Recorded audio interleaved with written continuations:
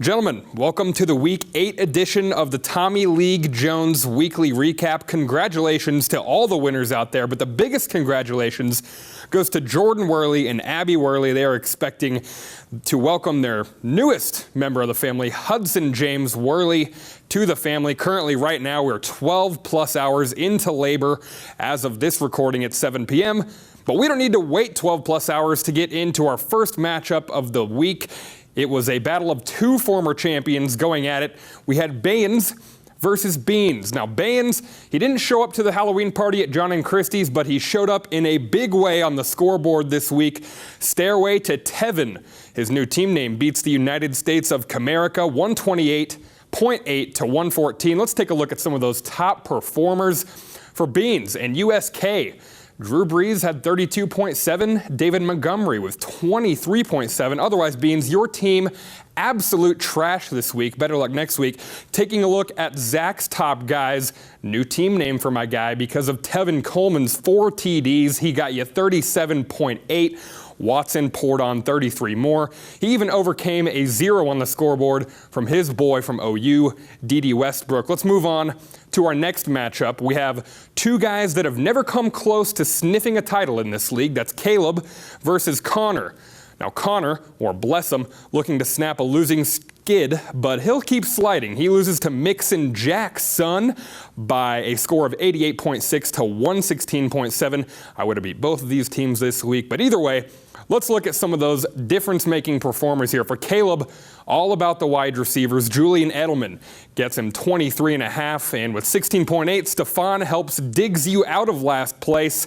Caleb's still hanging around like Brandon Kiger at a house party, just hanging around for too long. As for Connor, here's a look at his guys that helped him earn the loss. Corey Davis, 1.9 points. Ouch. And let's look at the guys he traded for this week. That's Jimmy Graham and Austin Eckler, combined for a smelly 12.7 points, outscored by Travis Kelce, who he traded away. Bet you still wish you had him. Now, matchup number 3 this week, the two least tenured members of Tommy League Jones. That's Dalton versus the new father for the 4th time, Worley. Worley, a big winner at the nursery, but a loser on the scoreboard. Here it is. Hotel Odell Galladay Inn beats Innavon down by the river. Very close matchup here. Hotel Odell takes it 112.9 to 109.4. But here were the difference makers in this one. For Worley, Saquon Barkley had him 24.3. DJ Chark, another big day, 16.9. And checking out our kid counter, congrats again to Worley. Now a father of 4 as of today. Hotel Odell Galladay in here. For the guy who probably has at least 4 kids out there somewhere, Dalton had Kenny Galladay get him 26.3. Fournette gets him 17. Josh Gordon gets him a resounding 0 thanks to the trade he made with Jalen.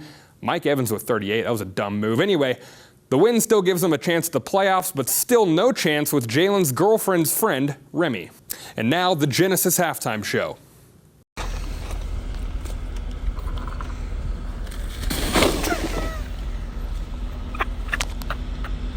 Okay, welcome back. Going to our 4th matchup, the man who has fleeced half our league out of their best players, that's Jalen, against a guy who has made his girlfriend dress up to look like an Aaron Sachs commercial, that's Spencer. It was Jalen making Spencer his daddy on the scoreboard. Zamborino destroys President Daddy, 145 to a laughable 78 points. Awful team name, by the way, Spencer. We got to get that changed. President Daddy is a terrible name. Difference makers for Spencer. Let's start with the guys he traded for, I should say, last week with Dibs.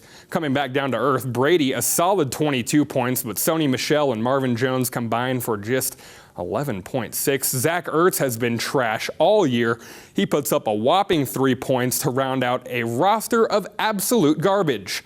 As for Jalen, I hope you guys realize that all of his skill players in his lineup were drafted in the first 2 rounds this year, and he duped you idiots into allowing that to happen. Mike Evans, 38.3. Kelce, 14.3. Rodgers gave him 33. Hopkins, 17.4. Somebody stop this man. He is a who's who of fantasy stars. He's my pick to win it all. Now, matchup number 5 was yours truly, having his heart broken again by a man who should be in here talking about your 7-day forecast. That's the weatherman, Ryan Mathis. R2 Math 2 smelled what Dalvin was cooking, and he didn't like it. In fact, he asked for a manager and said, please take this off the menu. He wins 149 to 118.2. For me, Dalvin was the only one who was cooking. He put up 25, but the rest of the team was in the freezer eating raw cookie dough. DJ Moore and Robbie Anderson each put up a pathetic 6.3. I'll need to win out to stay alive. And speaking of cooking, talking about R2 Math 2's team, Brandon Cooks, speaking of cooking, suffered his 4th concussion since the Super Bowl, but he overcame that with some insane performances by Aaron Jones.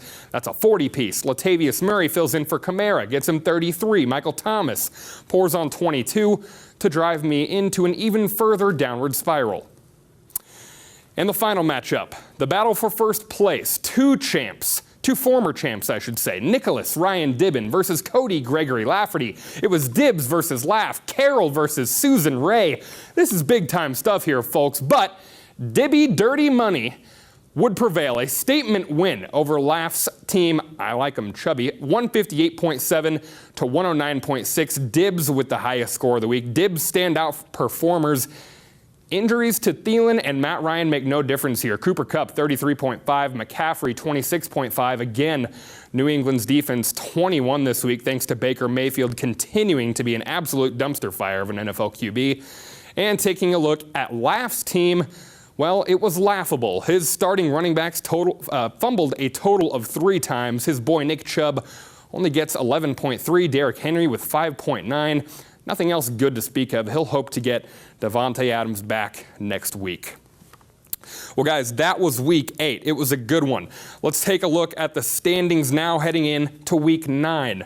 If the regular season ended today, these would be your playoff teams, the same ones as last week, but some movement among the top 6. Dibbs reclaims the top spot. Bands up to 2nd. Laff falls to 3rd. Jalen up to 4th now, thanks to his trade prowess. Connor falling fast. He's in 5th, and Mathis stays put at 6th. The rest of the league, still a chance for some. Others need a miracle, but I won't even run down this list of names because, quite frankly, if you're not in the playoffs, who cares?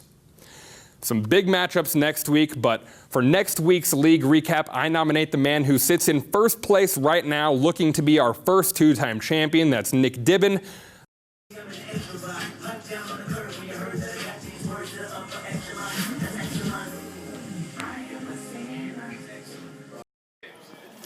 Give him the thumbs up. Good for good. I can't wait to see it. Happy Halloween, and go Chiefs.